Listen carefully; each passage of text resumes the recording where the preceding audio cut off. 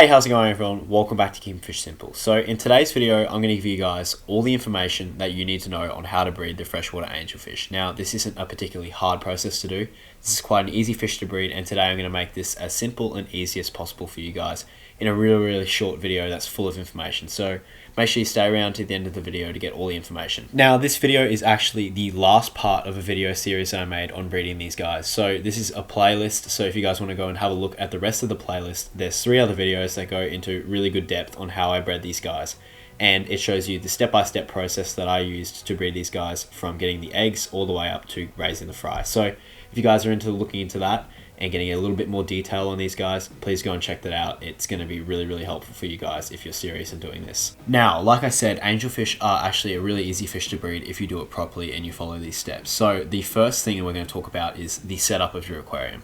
So angelfish are quite a large fish compared to other fish in the aquarium hobby, and they'll need a tank that's about 20 gallons and up, and they also prefer a tank that's a little bit taller than some of the other ones. So stay away from getting really short aquariums because it's just not as good for them. Now, because angelfish are tropical fish, they will need a heater in the aquarium. So if you guys live in a tropical environment, you might be able to get away with not having a heater, but it's definitely something that I'd recommend because you can control the temperature really easily. Now, it's also important to have a filter in the aquarium, obviously, because we want to keep the water quality as pristine as possible. Now, the main important thing to have in your breeding tank is a tile or a surface for them to lay their eggs on, because these guys like to lay their eggs on vertical surfaces or semi-vertical surfaces. So having a plant like maybe an Amazon sword in a pot is really useful, or having a tile or something for these guys to lay their eggs on is also useful. You can use stuff like breeding cones, but I've never used them and I don't think they're personally necessary.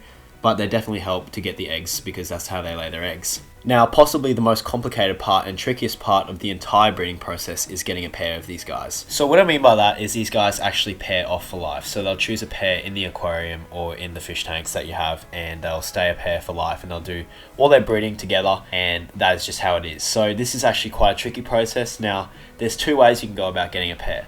The first way, which takes a little bit longer in the way I went, was to pick 6 to 8 juveniles from the pet shop or from a local breeder preferably, and raise them up, and then they'll naturally pair off. You might get 2 or 3 pairs. Now, the reason this is not desirable is because it takes up to 6 months to get a pair. It can even take a little bit longer. It took me about 9 months to get my first breeding pair. So the other way that you can do it is to actually buy a breeding pair from a local breeder or your fish club or something like that. These guys aren't actually available very often, so they are a bit more expensive, but if you guys are looking to breed them straight away, this is definitely your best bet. Now, sexing these guys is also quite tricky. It's really hard to tell what a male and a female looks like before they actually start to breed. But the best pieces of advice I can give you is the males normally have a bit of a larger hump on their head, and they are usually a little bit bigger. And also the papilla, which is their breeding organ, is a little bit more pointed, and the females is a little bit more round and tubular. Now, with the water parameters, these guys are definitely not too fussy at all. But if you guys were wondering what I would aim for, the water parameters that I'd aim for is a temperature of around 24 to 28 degrees Celsius or 72 to 80 degrees Fahrenheit, which is a little bit warmer, and then a pH from 7.8 to 6.5, which is a very big range. Now, these guys prefer a little bit of acidic water, but this really doesn't matter in the whole entire breeding process. The most important thing is getting a pair. So after you've got a pair, the next stage of the breeding process is your prepping. So what I mean by prepping is basically feeding. Now, when you're feeding these guys to prep them up, you want to feed them foods with a large and high protein content. So this includes live foods, so you can use live bloodworms, or I prefer to use frozen bloodworms. Now, I was feeding my guys lots and lots of bloodworms because they're full of protein. They're a natural food and they absolutely love them. The other thing, I was supplementing because you don't want to feed too many frozen bloodworms, otherwise you might end up with bloat. But the other thing I was feeding was high quality dry food. So I was feeding some tropical flake here and there just to balance it out. But this was definitely the best thing to feed these guys, especially for prepping them and getting the female full of eggs. So this prepping process can take anywhere from 1 to 2 weeks.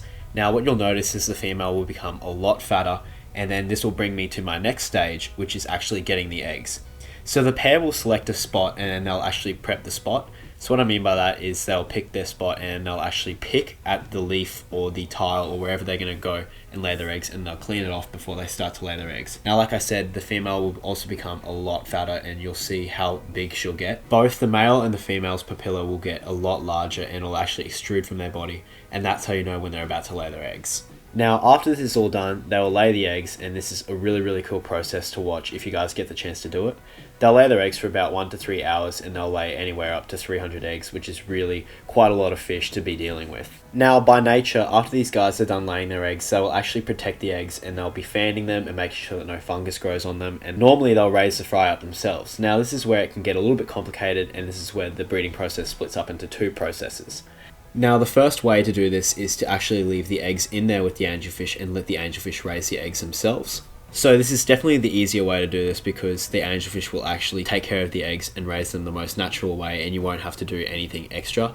Now, the only risk with this is the angelfish will take a couple of times to learn how to actually raise the eggs, and there'll be a few times where they eat them. So it'll take them a little bit of time to actually learn this, so you're actually risking losing the fry to them actually eating them. Now, the other process and the way that I like to do it is to separate the eggs from the angelfish. Now, the con to doing this is the angelfish don't learn how to take care of their own fry, which is also going to make them less natural, and it's just not as good for the fish. In my personal opinion, I don't think it matters too much, but obviously they're not going to learn the natural way. So the way we do this is to put the eggs in a jar or a separate container and then add a couple of drops of methylene blue. So the reason we add this is it's an antifungal. Now, it's not absolutely necessary, but it'll actually stop the fungus spreading from egg to egg and ruining your batch of fry. So after this, it takes about 2 days for the angelfish to hatch, and then they become what we call wrigglers. So wrigglers are just these little tiny eggs with their little tails forming, and they'll feed on their yolk sacs for the next 5 days before coming free swimming after a week after being laid. So after they've become free swimming, it's best to put them into a small tank, and I'd only recommend to put them in a 5-gallon and under tank. Now, you can go up to 10 gallons, but the problem with this is they're not going to be able to find their food as easily.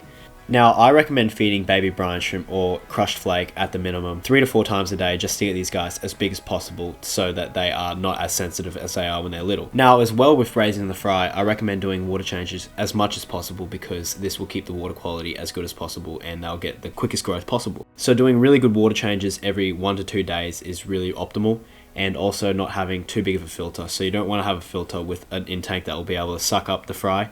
If you do have that, you'll want to cover that up with a sponge intake cover. I recommend having a sponge filter in the aquarium, and this will be the safest option, and doing water changes every 1 to 2 days is the best option. So that's pretty much the entire process of how to breed these guys. I hope you guys learned something today, and I hope you guys enjoyed this video. If you guys enjoyed this video, please leave a like, and I will see you guys in the next one.